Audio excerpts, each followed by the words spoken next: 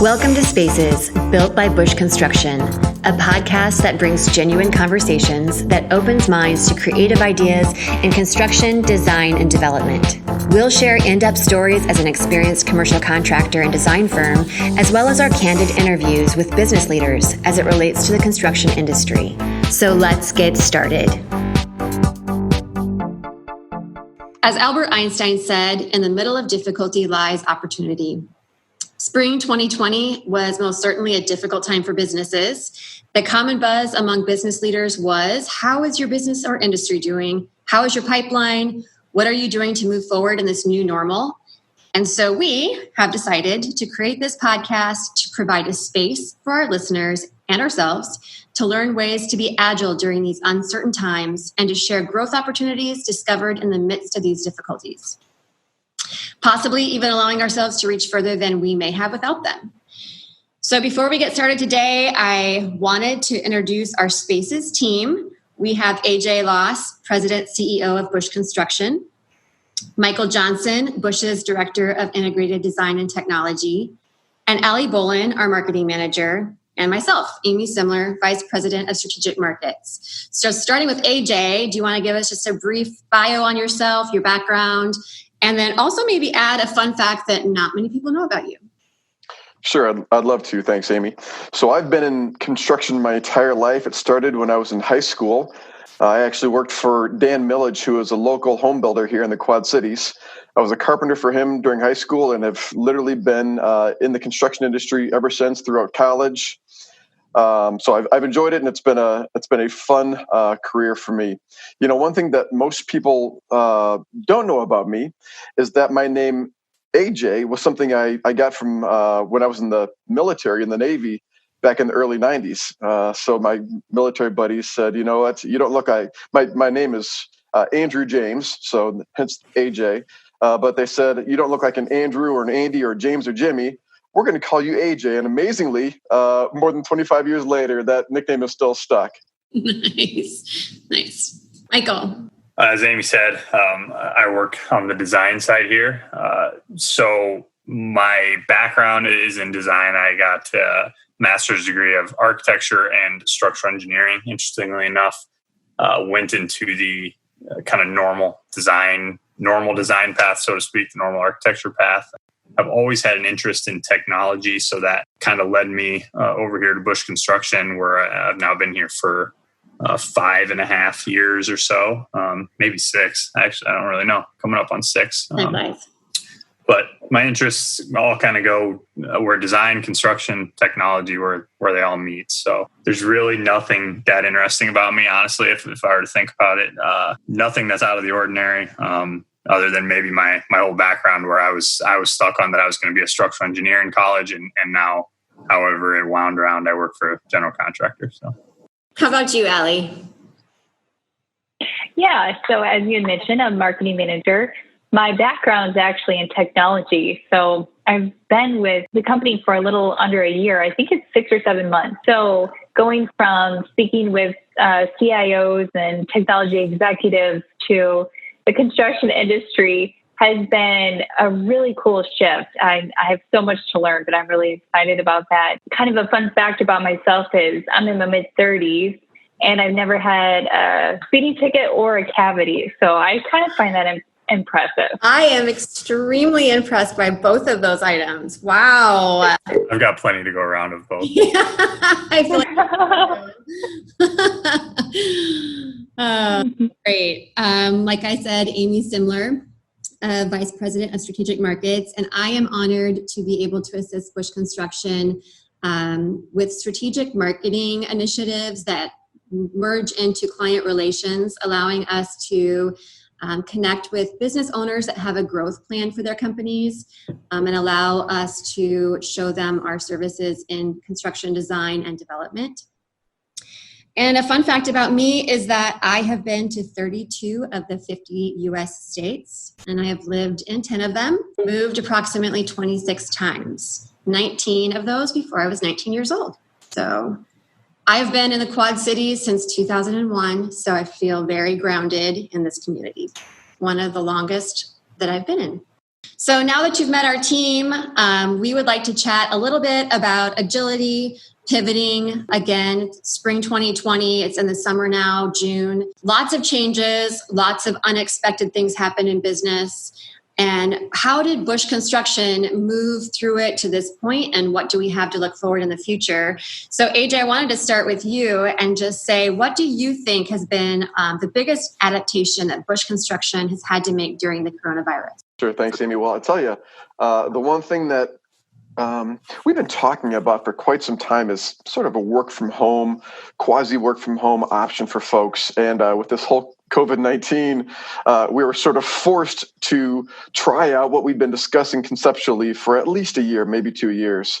So that was the biggest adaptation. And I'll tell you, one of the things I learned from that is that people do amazing things. And while we were fearful of a work from home program for years, fearful enough to not formally put something in place, it's amazing how people stepped up to the challenge, were productive, got things done working from home. I have been on conference calls or video conferences where I see one of our project managers and a daughter crawling at his shoulders, and I think, how could you possibly concentrate?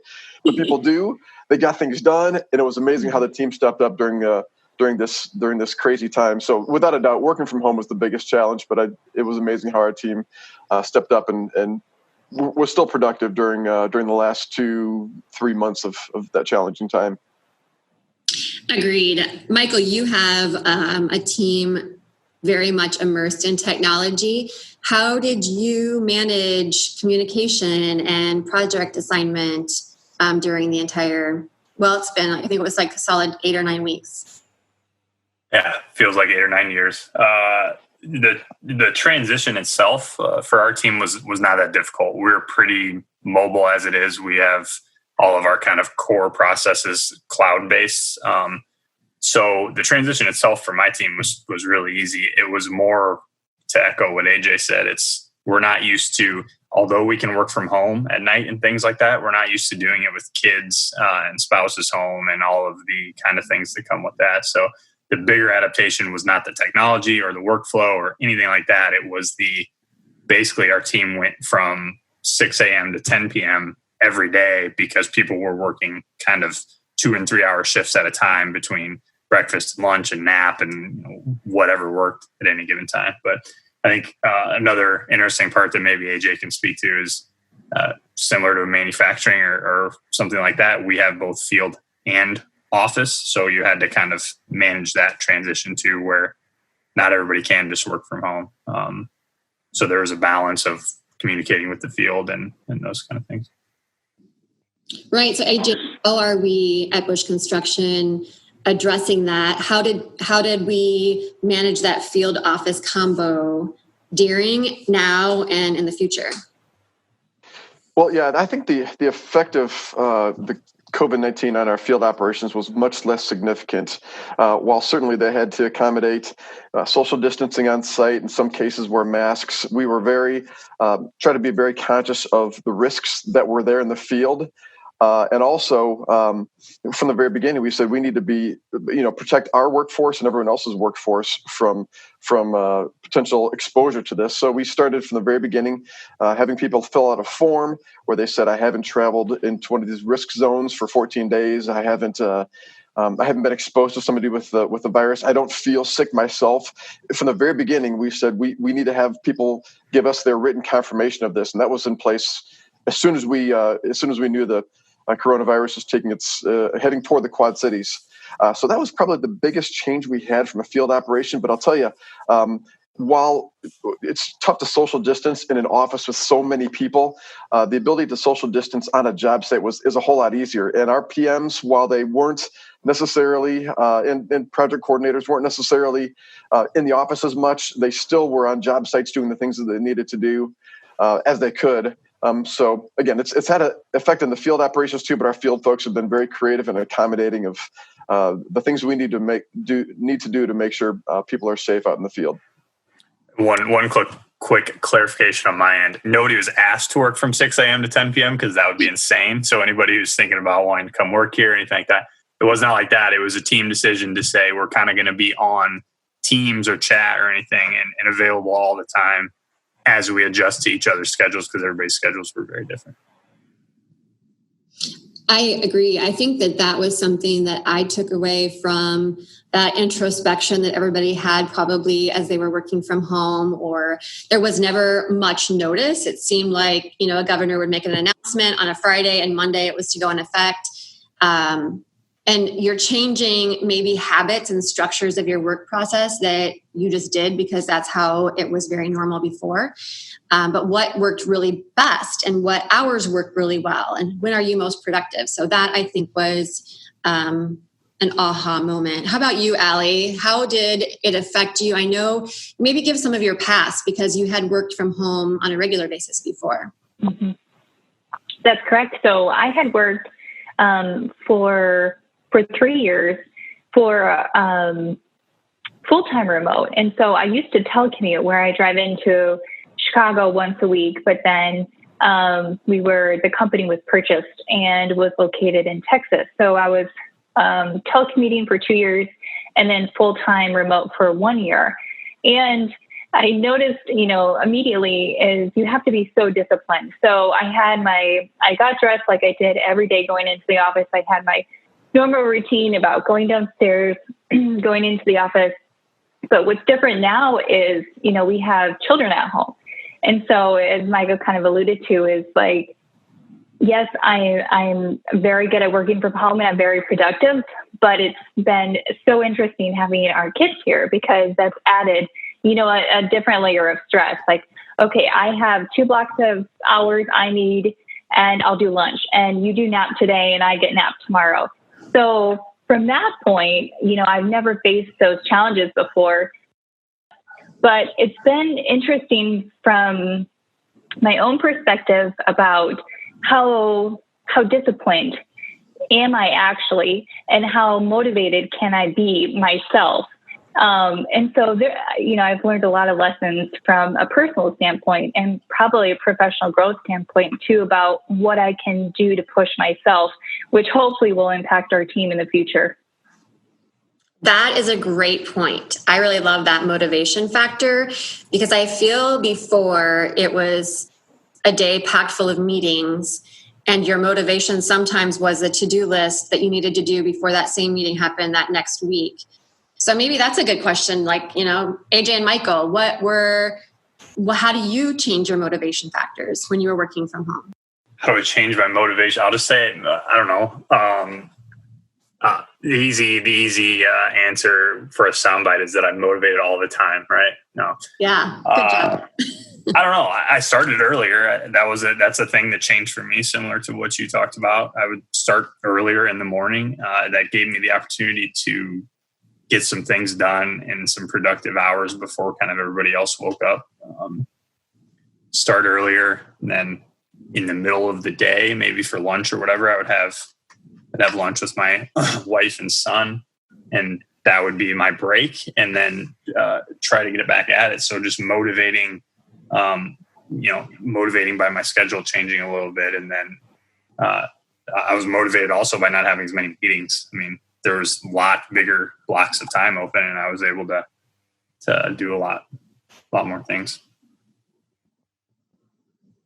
AJ, you're a go-getter, an office person. How did it change at home for you?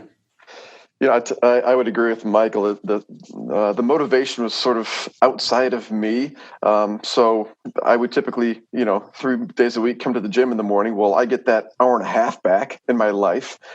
Obviously, I'm in meetings, board meetings, often traveling to and from them. So I've got this chunk of time back where I can do things that I had been wanting to do for so long. So I think it was more of the opportunity to spend time on things that had been on the back burner was just there. It was suddenly there. The time had been created, and certainly I took advantage of that.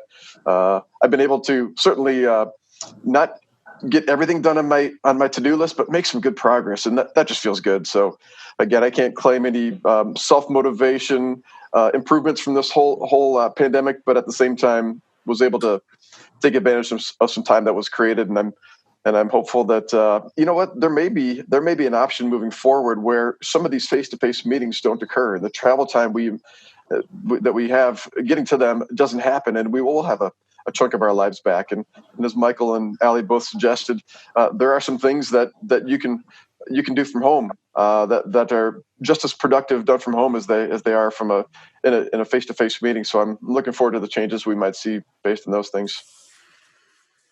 Yeah, and that was part of the next thing I wanted to ask too was what do these changes that we've noticed were actually beneficial that we probably would not have done if we didn't face a difficulty? How are they going to be? How are they bettering Bush Construction for the future? How will it help us with recruiting or just our staff being more productive? I'll take a first stab at that one. So, I'm not sure that anybody knows the long-term effect of the things that we're learning right now. I think, if anything, it's our self-awareness. So I learned some things about myself working, remotely for 2 months. I think everybody did, and it's just maybe an awareness of how we work best. That's something that'll stick with us for a long time. How it'll affect us in the long term, certainly. The technology of video conference has got to be a key component of that. And I'll be honest, for 2 months in a row, plus, sitting on my butt on video conferences is just not the way I operate best. I like to go and see people and stand up and walk around. And when you take half of your day and you're on a screen in a video conference where you're stuck there, that has been something that I wouldn't have guessed that. I would not like that. So while video conference technology, I think is going to be really important moving forward, having it moderated for some of us who are a little bit more stir crazy and need to get up and move around is going to be another important aspect of that technology. I think with respect to the technology piece, obviously that's where I go. I think we buzzword digital transformation. We all of a sudden in like a couple of months went 2 years forward. Beyond video conferencing. How many times did any of you print a piece of paper while you're at home? I have a printer. I don't know how to use it. It's out of ink. It connects to Wi-Fi or whatever. I don't print by design at home. So we've had how many conversations about going less paper before we go paperless, and how painful it is and how much paper we've got to have on our desks and everything. Well, I bet we all snapped right out of paper pretty quick when we went home. That's just one more kind of digital transformation that we all said, this really isn't that big of a deal. I can go without it. Just like video conferencing, where a lot of people said they're not interested, don't want to do it, don't want to log in. Both of my parents, who are grandparents, would never have done it before, or both sides of my parents, my wife's parents and mine. Everybody did it. Everybody figured it out. It went fine. So, everybody managed to make the change. So I think we're going to see lasting effects of how we realize how quickly we really can change things like that.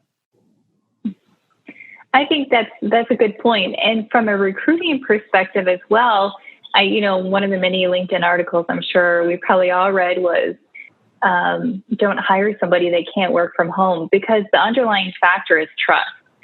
It's so easy to tell if somebody is not getting their work done or pulling their weight when you work remote, because I feel like there's even more a sense of I need to be accessible. I need to respond. At least that's how I felt when I initially transitioned from an in-office to a full-time remote, years ago. But even now, there's a certain responsibility that it's a privilege to work from home. And so I feel that, as one of the recruiting questions, especially younger generations are interested in flexibility, work-life home balance, and that may include some remote work. But I think the test will be actually if they are able to fulfill continuing getting their jobs done effectively. Hey, can I add one more thing there? Allie, I love that. What I'm hearing you say is that even if companies choose to not work remotely, hiring people that are capable of working remotely is good and healthy, because they are the self-motivated folks who are going to self-manage, not be a burden for the manager, and just get their job done, even when nobody's watching. I love that. And also, Michael, to your comment on video conferencing, love that comment as well. I can't imagine having gone through 2 months of working remotely, literally not seeing anybody's face and doing it all via telephone. I'll tell you what. So if an email is 15% of the communication, and a phone call is you get 40 give or take percentage, I'd say video conference, you're up to 70 or 80% because you can see the facial reactions. You can understand the body language, and seeing somebody's face during a conversation is so much more significant. I wouldn't have guessed that before having used video conference so significantly. So I totally agree. Our perception, at least my perception of video conference as a valuable business tool, increased dramatically after having witnessed it, and weighing that against a simple phone call where just a whole lot of body language and communication doesn't exist. This has been great. Back to that quote I originally gave from Albert Einstein, where it said, "In the middle of difficulty lies opportunity." I've picked up on some of those comments that we've had in this discussion of Michael mentioning that we catapulted 2 years ahead of where we could have been. AJ talking about that time savings of like going forward and saying, how do you get those to-do items off your plate? Well, if you have more time, you're not traveling between meetings. So there could be that moment where there's some meetings better suited to video conferencing. Hiring someone that you can trust to work from home, whether they do or not, Allie. I mean, those are some things that I think that we face. Even AJ talking about that future work from home plan that was put in place by Bush Construction, where we really couldn't maybe wrap our head around it 2 or 3 months ago. Working through it really gave us that opportunity during that difficulty that we maybe would not have done before. Before we wrap things up, I just thought, hey, maybe we've had some time to read or listen to some podcasts. So AJ, what is one book you'd recommend? I've been a big fan of a book that's been referenced by a number of my peers. It's called Crucial Conversations, and it is a book that talks about how to have tough conversations. And I'll tell you, there was no better time to manage good communications than when we're working remotely. So many peers have recommended it. That is the next book in my read list. Great. Michael, book or podcast? I've got a podcast that I think is interesting, although I did read a number of books, but some were political, some were business, so I won't share. I don't want to start any arguments or anything, but that's the way I'm leaning with the podcast too, because there's a good podcast that I think is totally neutral, and it's a guy who I really respect and I think helps our industry along a lot. It's Mike Rowe, Dirty Jobs guy. He has a podcast called The Way I Heard It. It's short, 20-ish minutes, and he just kind of tells a story about something different every week, and it's totally different, and it's not all politics, it's not all business, and it's very interesting. So that's one that I listen to. Allie. Well, I'm an audiobook person now. I seem to fall asleep whenever I read books, and it's usually at night. So, but one book that I did actually read was The Influential Mind by Tali Sharot. I probably butchered her last name, but she's a cognitive neuroscientist that really seeks to explore how people make decisions. And it's been fascinating. I've actually read it twice, rereading it prior to COVID and during COVID now, how people make decisions and the rationale behind why people do what they do. So I learned 2 different things from it. It's very fascinating if you're interested in that sort of topic. Great. And I would throw in the book, The Slight Edge by Jeff Olson, talking about how change comes about one decision at a time. Not usually does something major happen that pivots your life, except for the coronavirus. But just taking those steps each and every day is what gets you to where you want to be to reach your goals. So I thank you all for joining us today. This chat was great. And we will talk with you next time.